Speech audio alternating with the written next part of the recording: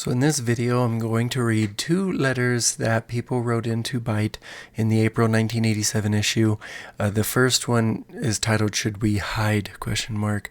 And then the second one is going to be titled, "Or Should We Seek?" In this letter titled, "Should We Hide?" the author says, "I have seldom been moved to write to a magazine in response to an article, and most often it has been in praise. Sadly, my letter to you must be an expression of outrage at your publication of the article, quote, 'Local Effects of Nuclear Weapons,' end quote, by John R. Fanchi." All right, I've added the correct spelling of that last name. It looks like this article was written in the December 1986 issue to say, although we have been living under the threat of nuclear holocaust for a generation and more, it is a mistake to think that this is a normal state, that one can make contingencies against it as against a fire or flood. It is especially mistaken to espouse this view in a respected, widely read publication. The present leaders of our country believe that we can survive a limited nuclear war and seem perfectly willing to test this supposition should the opportunity arise.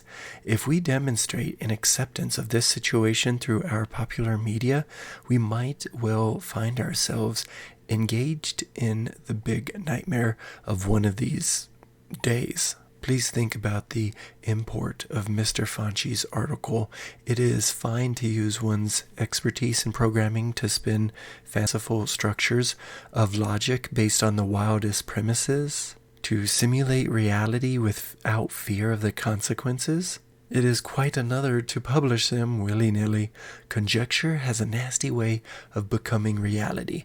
Don't toy with the bomb, gentlemen. And that was Mark W. Pemberton. And no address given. And now I definitely have to go find that article to see what he's talking about. And it looks like someone else wrote in about this same article. P.M. Kelly, who is Climatic Research Unit, University of East Anglia, UK, wrote in with the letter title, "Or Should We Seek?"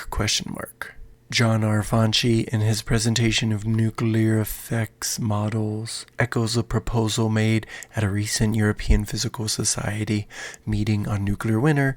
It was suggested that a package of such models be developed for educational purposes in order to raise general awareness of the true nature of nuclear war and its aftermath.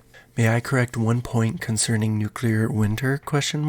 Although there are a handful of vociferous critics, the atmospheric community is united in its conclusion that the threat of nuclear winter is genuine. Climate prediction on the nuclear aftermath is not like forecasting tomorrow's weather. There are many, many uncertainties. Nevertheless, as the steering committee of the authoritative Scope ENU War Review has stated, because of the possibility of a tragedy of unprecedented dimension, any disposition to minimize or ignore the widespread environmental effects of nuclear war would be a fundamental disservice to the future of global civilization. If anyone is interested in helping to compile and distribute a set of nuclear programs, I can be contacted by snail mail here." And then he gives the address and an email address as well. And that email address is on ARPANET.